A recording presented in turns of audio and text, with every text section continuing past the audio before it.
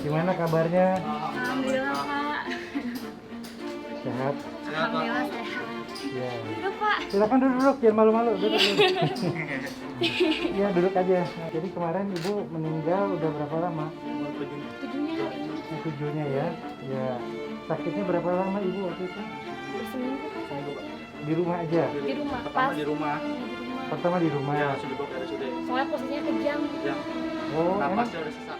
Anak itu adalah kelompok rentan, termasuk rentan terhadap orang-orang yang tidak bertanggung jawab, memanfaatkan kondisi anak sekarang.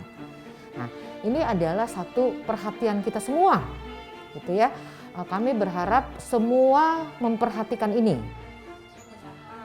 Jadi Fitra pernah melakukan riset lapangan ke 3 daerah, 3 provinsi gitu ya, di mana fasilitas-fasilitas seperti panti, seperti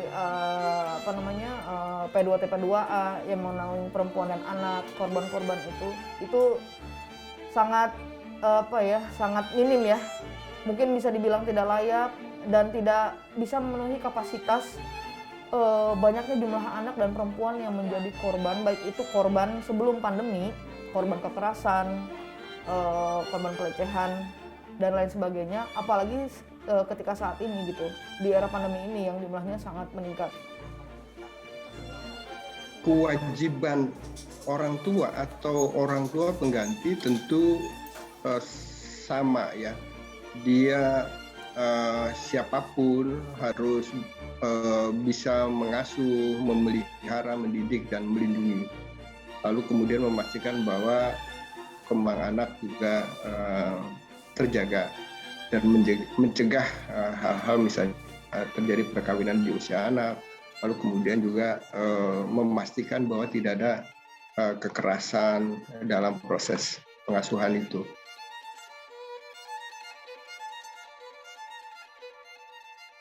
Anak itu memiliki hak yang dijamin oleh undang-undang gitu. Dan ketika sang anak belum memasuki usia yang dewasa, itu artinya kan masih menjadi tanggung jawab negara gitu ya.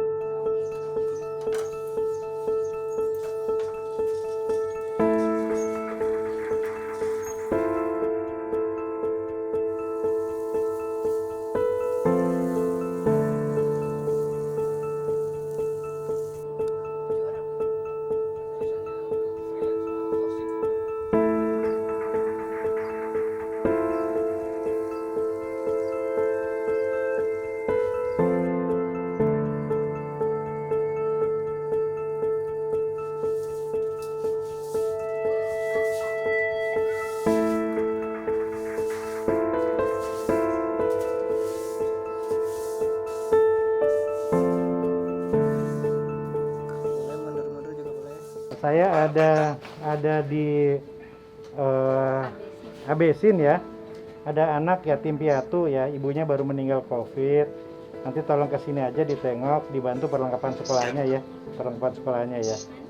Siapa? Giovanni ini sudah termonitor oleh sekolah dari kelas pertama masuk, Pak. Dari pertama masuk, iya ya.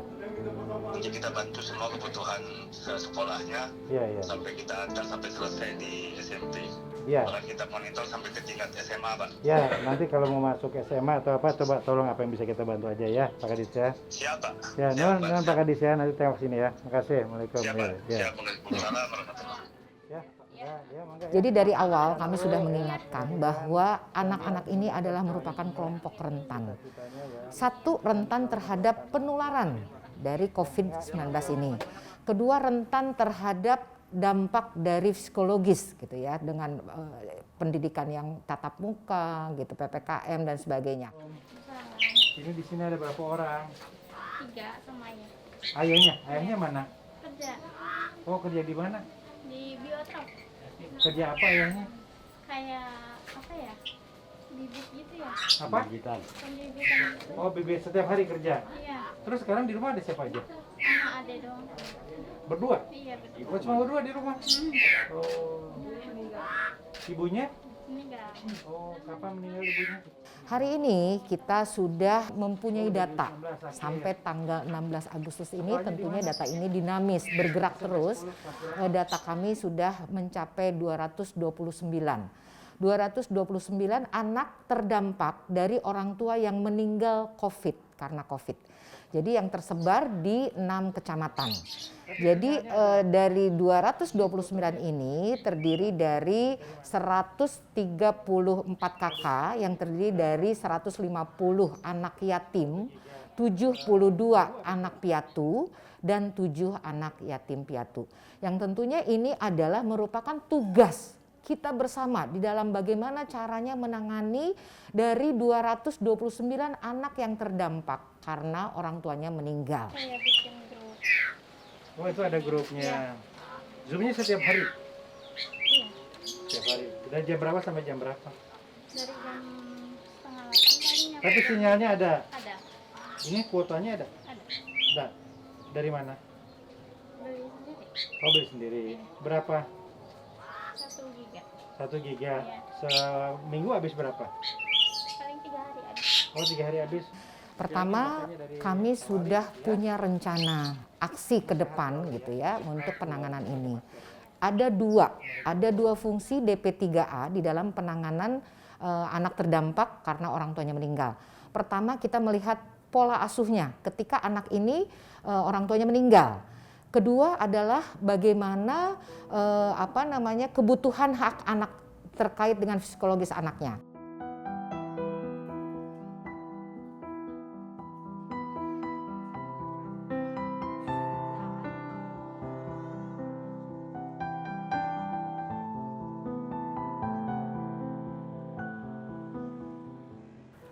Angka kemiskinan di Indonesia kan per Maret 2021 meningkat sampai di angka 27,54 juta jiwa itu ya. Meskipun persentasenya menurun dari September 2020. Tetapi di sini bisa kita lihat potretnya di mana anak-anak yang pada akhirnya sekarang menjadi yatim piatu juga dalam kondisi keluarga sebagian besar itu bukan dari kalangan ekonomi menengah ke atas gitu. Ada rilis dari Kementerian Sosial bahwa pemerintah mencanangkan program dengan angka yang tinggi gitu ya untuk anak yatim piatu, bantuan untuk anak yatim piatu. Namun itu masih dalam tahapan perencanaan ya, kami belum melihat realisasinya seperti apa, dan memang itu baru direncanakan per tahun ini sejak akhir tahun kemarin gitu.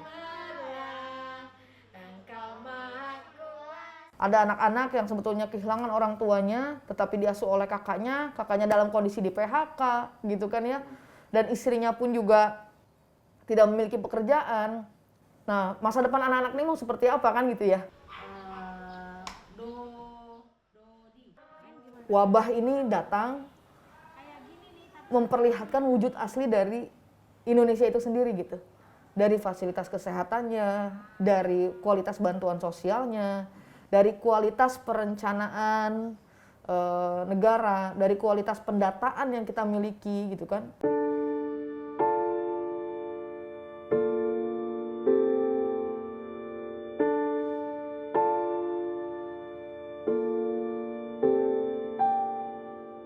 Jadi angka kematian yang terjadi pada orang dewasa tentu berkaitan juga dengan anak-anak, khususnya anak-anak yang ditinggalkan. Dan tentu bulan Juli 2021 ketika angka kematian tinggi, maka ditemukan juga beberapa kasus di masyarakat bahwa anak-anak kita menjadi yatim, ada yang menjadi piatu, dan bahkan ada yang menjadi yatim piatu. Nah, ini tentu menjadi perhatian kita semua ya, dan kami di Kementerian Pemberdayaan Perempuan dan Perlindungan Anak tentu mengacu pada tugas yang dimiliki dan fungsi khususnya dalam menyiapkan data berbasis gender dan anak gitu ya. Lalu kemudian kita berharap memiliki data-data tersebut, dan tentu alasannya sangat diperlukan untuk memastikan bahwa kondisi saat ini anak-anak kita seperti apa, lalu kemudian juga dampak yang dihadapi oleh anak-anak kita baik saat ini, dampak jangka menengah dan jangka panjang. Oleh karena itu maka keberadaan data ini menjadi sangat menentukan nasib anak-anak kita ke depan. Begini, jangan sampai kita kesepakatan segera ya. Sampai malam ini misalnya kami di Kementerian Pemberdayaan Perempuan dan Perlindungan Anak, dari laporan yang masuk di sistem kami tercatat ada 10.831 anak, di mana 5.348 adalah anak perempuan, lalu kemudian 5.482 adalah anak laki-laki. Nah, dari data tersebut kemudian statusnya bisa kelihatan. Yang yatim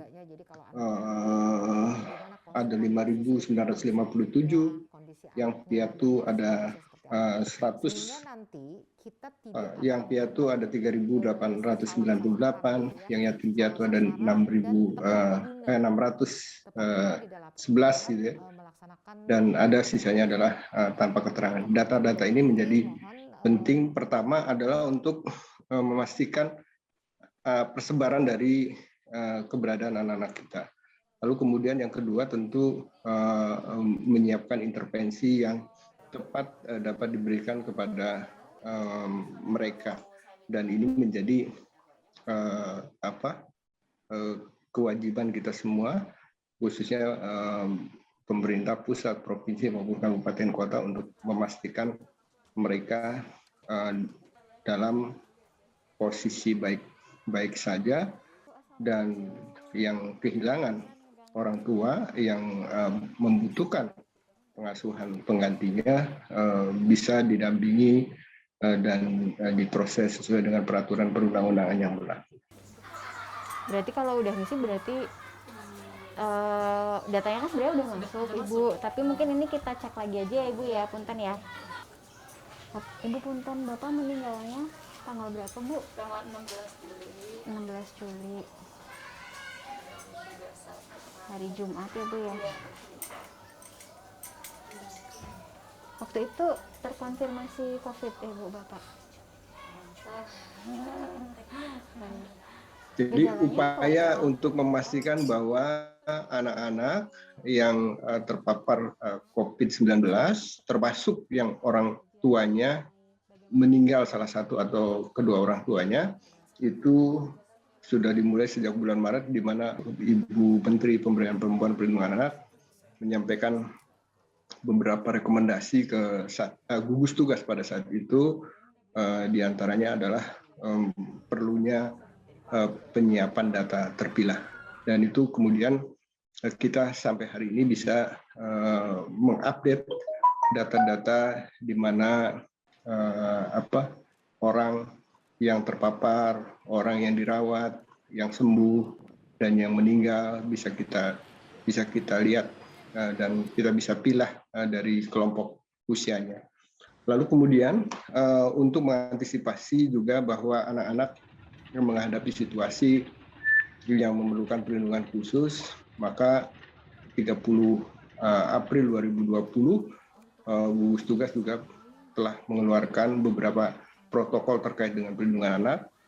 Dua di antaranya adalah terkait dengan kita perlu menyiapkan data khususnya yang terkait dengan pengasuhan bagi anak yang orang tuanya meninggal karena COVID-19.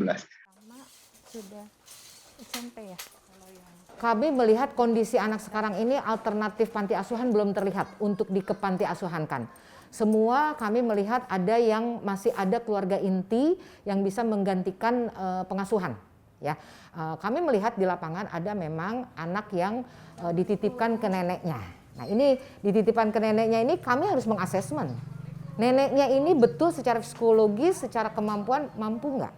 Nah, karena anak itu intinya harus terjamin pemenuhan hak anaknya. Gitu ya, di pola asuh itu nanti hubungannya dengan keterjaminan hak pemenuhan haknya, bagaimana nanti sekolahnya. Jadi pengganti pengasuhan itu bisa nggak menjamin pemenuhan hak anaknya di sekolahnya, kesehatannya, kebutuhan hak anaknya itu. Hari-hari Zahira sendiri di sini. oh sendiri Ya sama yang laki-laki tapi lagi futsal. oh gitu. Khawatirnya ada pihak-pihak yang memanfaatkan, pihak-pihak tentunya yang tidak bertanggung jawab, memanfaatkan data ini, ya, jadi human trafficking, anak-anak penjualan anak, dan kejahatan-kejahatan lainnya lah ya. Sama dong alumni SMP. Kami tetap menjaga agar tidak ada pihak-pihak yang tidak bertanggung jawab mempergunakan data ini untuk kepentingan-kepentingan yang lainnya. Tapi ini hanya bentuk kewaspadaan, karena memang kalau dilihat secara gitu ya, fungsi anak ini luar biasa. Jadi memang ini perlu kewaspadaan dari semua pihak terkait dengan anak. Anak ini menjadi sasaran yang pihak-pihak yang tidak bertanggung jawab gitu. Nah, ini kami khawatir terhadap itu, makanya kami betul-betul menjaga ini. Jangan sampai kejadian seperti itu, kasihan anak-anak ya.